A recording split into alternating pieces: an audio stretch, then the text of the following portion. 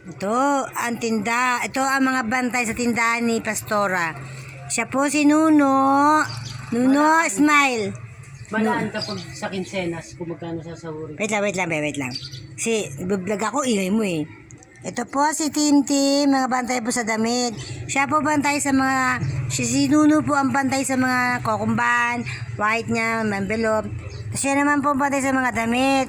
Si Nunoy naman bantay sa isang damit. Mga tindero ko po yan, bulalaki sila. Ito po yung mga tindahan ni Pastora, kami po ang bantay dito. Yan, kung kayo bibili, order lang kayo sa amin ha. Yan po mga tindahan namin.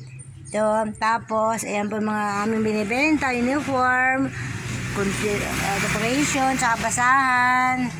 Yan. At ito naman po yung isa sa mga Arab Cafe. Manager namin, ito, balik sa damit mo ha. Ito po si Arnold Monteroso. Siya po yung manager ng isang tubigan. Harap ka dito. Gubad pa po siya, kaibigan. Hindi, tapo lang. Harap ka dito, Arnold.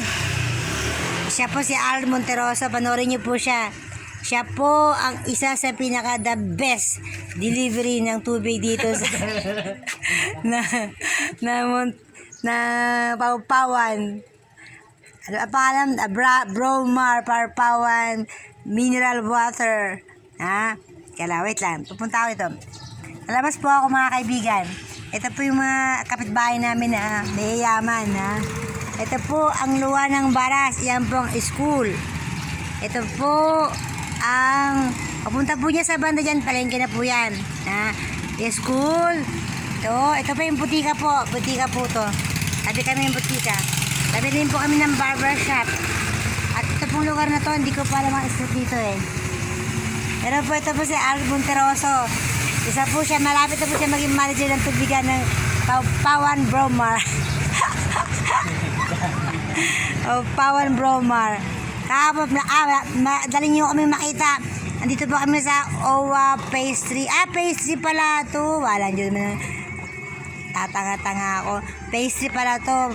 Hindi pala phase 2. Yan. Na phase 3 pala po kami. Doon pala ang phase, sa banda doon pala ang phase 2. Paglagpas pala dyan, phase 3 na tayo. Naku, wala akong nagde-deliver dito. Yan. Ito po ang aming pamumuhay sa Baras. Pero ito po yung binabantayan lang po namin, hindi po sa amin to. Kay Pastora po ito. Nakikisampa lang po kami dito. Yan. Ito kami, tapos wait lang. Papasok po ako ngayon kasi napakita ang aming pamamahay kung gaano kami kahirap o kayaman. Ito po ang aming bahay. Ayan, nakakarton ng damit namin, nakakarton lang. Yan. Ito yung mga kalakal namin, mga karton. Kailangan namin mga lakal, pambiling bigas. At saka ng gamot ko yan, kalakal po yan. Yan ang buhay namin, walang ilaw, walang tubig, wala lahat. Nagigib po kami ng galon-galon kasi wala pang tubig dito, ang hirap po. Sa gabi kami nagigib dahil ang hirap ko kagabi. Basta-basta ako na unang kagabi. Yan, nagigib na po. Yan. Ito po ang buhay namin dito sa loob ng Baras. Ayan. Ito po aming buhay. Bahayan. Hindi pa nakalipit. Tapos ito po yung aming buhay. Yan. Ito ang aming kalan. Yan. Kalapati po kami dyan. Tapos ito. Ayan po ibang kalakal namin nandyan kasi maulan. Ito, pig tree daw po yan. Tawag nyo dyan, pig tree ba yan? Pig tree daw yan, sabi. Pig tree. Mga kapitbahay namin mayayaman. Yan. Mayamanin po sila lahat. Kami lang po mahirap.